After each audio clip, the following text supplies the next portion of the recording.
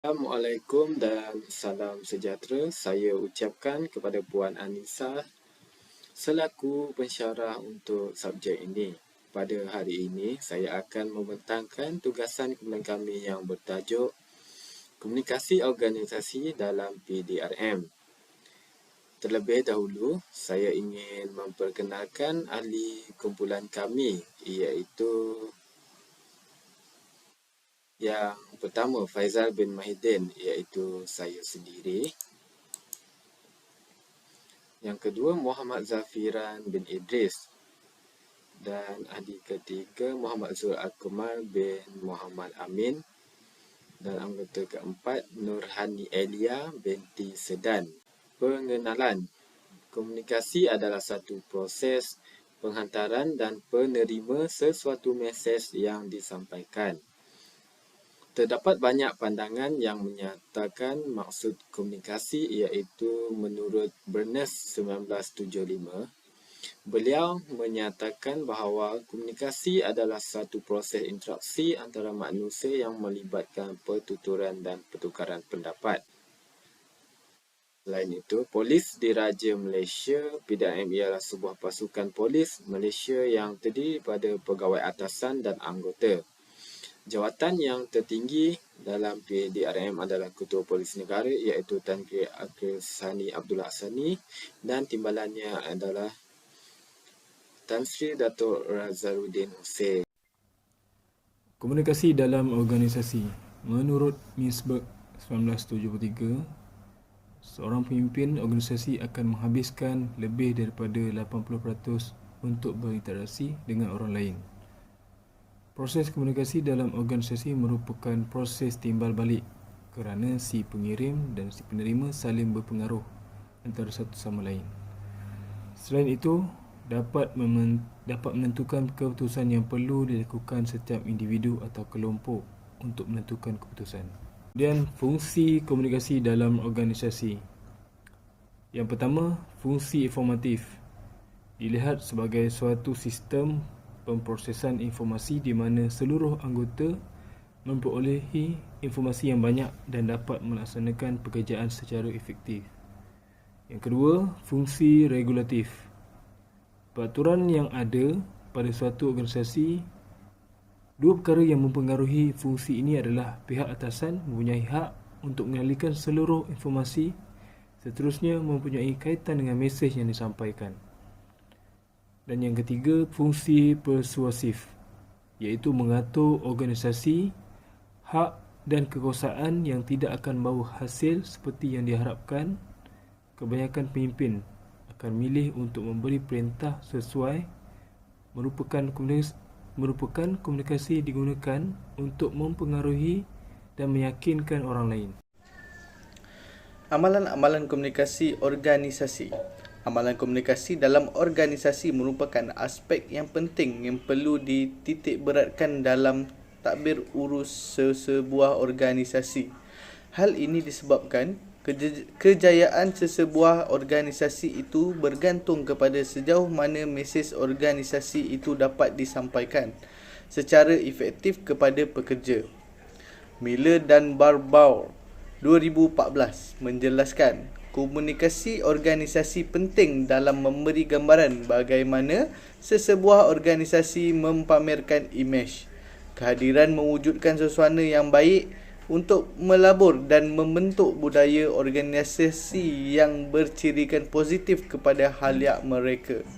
Menurut Shockley dan Pamela pada tahun 2015, beliau menerangkan bahawa komunikasi organisasi terbahagi kepada dua kategori iaitu komunikasi dalam dan komunikasi luaran.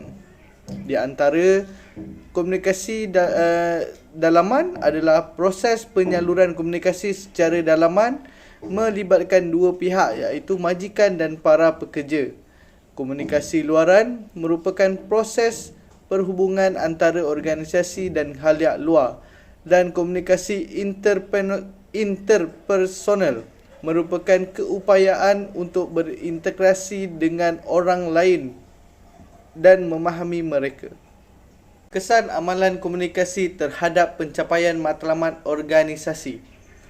Salah satu pemangkin utama dalam merancang dan merangka pelan strategi untuk pembangunan modal insan dan sesebuah syarikat ialah pengaruh amalan komunikasi di dalam sesebuah organisasi. Kegagalan sesetengah pihak mewujudkan rangka kerja perancangan strategik mungkin mengakibatkan kegagalan untuk membangunkan pekerja yang proaktif dan produktif, berdaya saing, inventif dan inovatif. Kajian yang menumpukan kaedah proses perancangan strategik pembangunan modal insan yang teratur ini dijangka dapat membantu komunikasi korporat.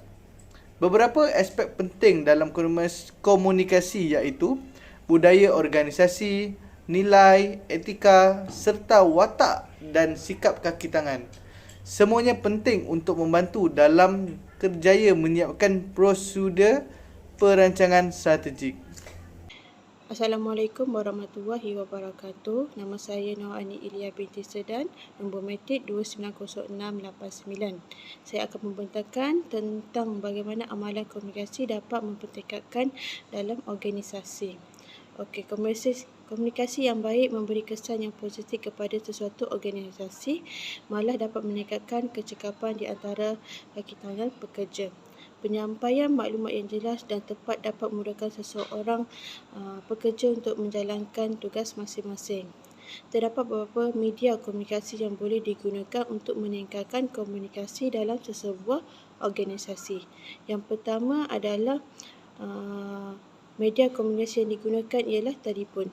Telefon merupakan alat komunikasi yang memudahkan dua pihak atau lebih berhubung melalui pertuturan dalam jarak yang jauh. Kaedah penggunaan telefon tanpa wayar seperti telefon bimbit membolehkan pihak yang terlibat boleh berhubung di setiap lokasi dan masa.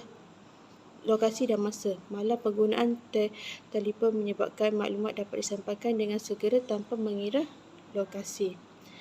Selain itu, email merupakan kaedah komunikasi yang terkini melibatkan penggunaan media elektronik untuk menyampaikan maklumat dan mesej.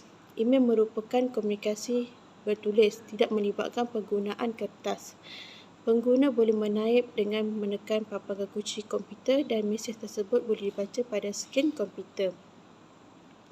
Seterusnya, internet.